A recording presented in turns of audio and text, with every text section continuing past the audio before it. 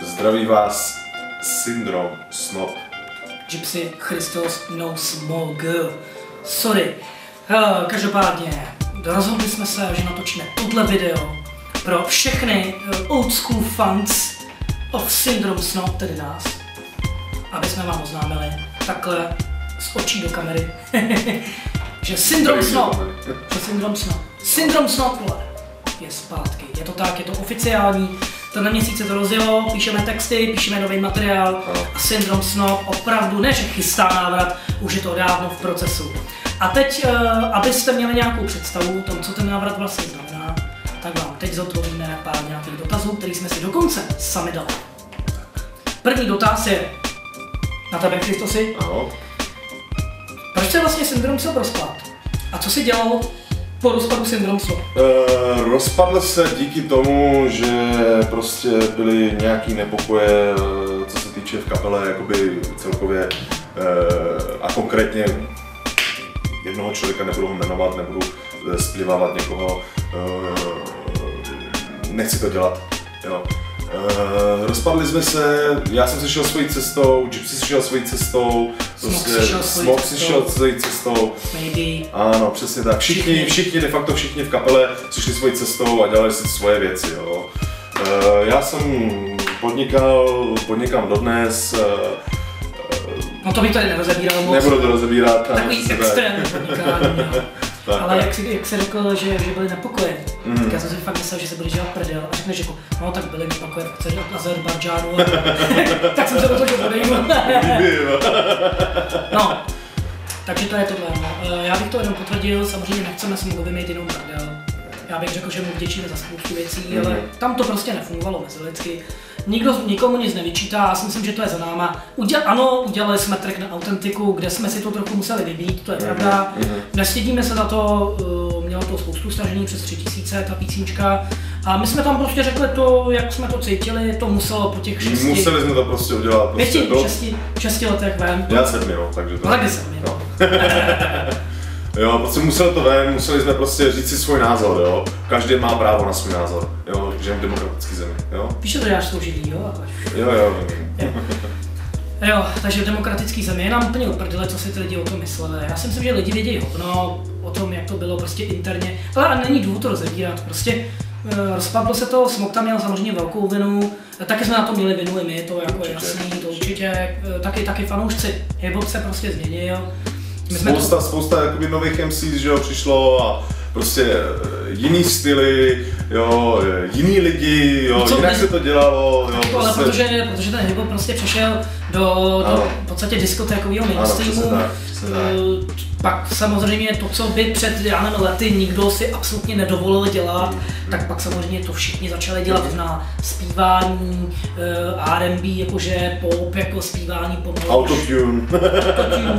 No, my jsme prostě v těch dobách, říkám, my jsme opravdu oldschooleři, já tady Christos, děláme ten rap v podstatě od roku 94. To je opravdu spoustu let a my si ten hip-hop chtěli pamatovat tak, jak byl. Nicméně dobře, tak vadila nám to, jak to je, ta scéna a všechno. Ono ne, že by to dneska bylo jiný, dneska je to ještě horší, bych řekl. Tisíckrát, no. Nicméně takhle, proč jsme se teda rozhodli, že teda Syndrom obnovíme? Rozhodli jsme se, protože prostě nám to chybělo nám to, je to srdcová záležitost. Pro nás dva je to prostě srdcová záležitost, která, jo, je to jako srdce bez krve, jo.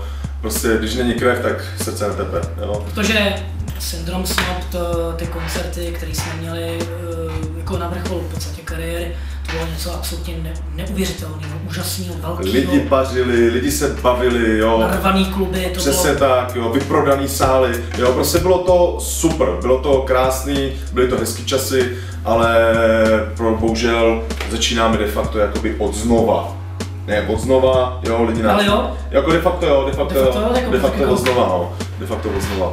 My chceme říct, že Syndrom Snob se budoval v podstatě 10 let a po 10 letech něco takového zabít, zničit, nebyla chyba, to se jako muselo stát, ale samozřejmě to škoda. Jo? Nad tím pak přemýšlíš každý den, jako do prdele, jaký to bylo a tak. Teď když se na to rozpomeneš, tak si řekneš, ty, možná bych to chtěl zpátky, víš co, ale s kým? Trvalo to dlouho, Christos mezi tím nějakým způsobem vyspěl taky v jinýho člověka, já jsem vyspěl v jinýho člověka.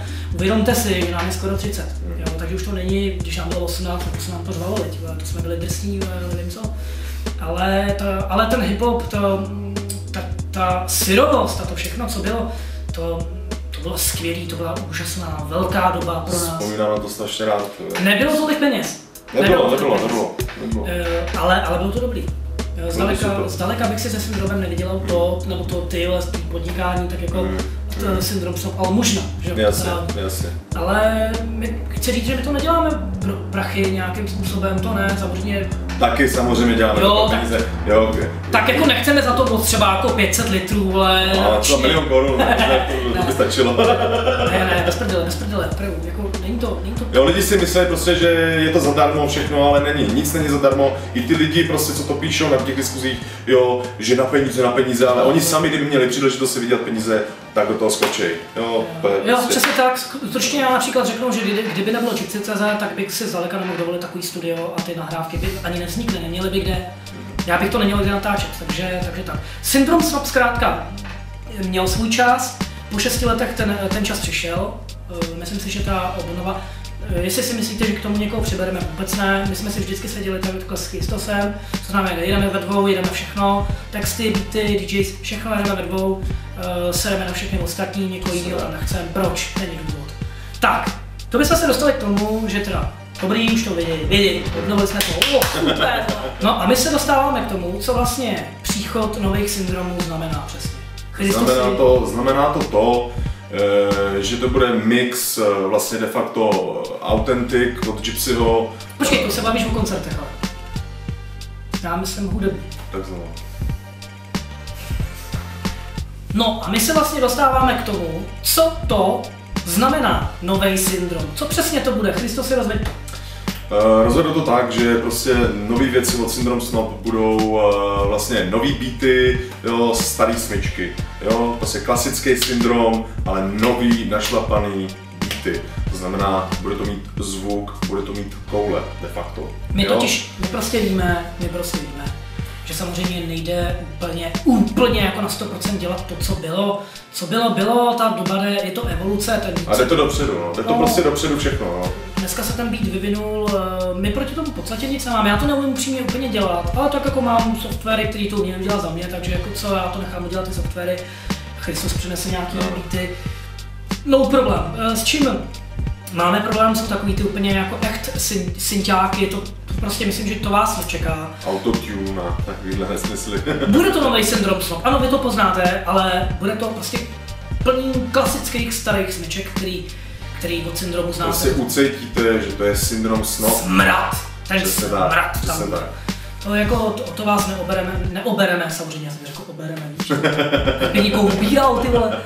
Ale ne, opravdu, budou to starý smyčky, v podstatě takový ty klasický s novýma beatama, to je jedna věc. Ale rap, význam slov a tak dále, to bude úplně klasický syndrom, jak ho znáte. Máme napsaných už zhruba 6 textů, což je, dá se říct, skoro polovina už. Takže opravdu to jde velice rychle. A příchod syndromu, ten return, znamená taky to, že v létě bude single. Ano, je to tak, bude single, na který dokonce natočíme i videoklip. Je to tak? Se na to těšit. Jo, kurva. A počkej, to snad není všechno, ne? To není všechno. Tohle za tohle bychom chtěli nějaký prachy, vole, nebo co jako, ty vole? Kolik za to dostaneme, ty vole? No, tak 10 korun. Ale, takže to je jedna věc. Ta druhá věc je, že samozřejmě v září vylezou na povrch 2 úplně nové věci. Jedna bude Syndrom Snob, opravdu nový album, full fresh nových pecek. Ale to není všechno, protože na koncertech Syndrom Snob nebude jenom Syndrom Snob. Vy se dočkáte i klasických bomb z rýmy a blues, to znamená Čekuj, Černá kronika a tak dál. Dočkáte se Syndrom Snob, samozřejmě to je jistý, Authentiku, který jsem řekl, že nikdy nepojedu naživo, ale vidíte, pojedu. Ale teď se k tomu dostáváme, Christosi, k čemu ještě se dostáváme? Tak dostáváme se k tomu, že já jsem se rozhodl natočit nový album, který bude vycházet v září. Jméno albumu bude Christos bez bariér. Jo, bude to prostě album plný našlapaných věcí, jo, co dodává člověku energii. Jo. Nemám rád mrtvý, prostě leklý věci, nemám rád takové věci.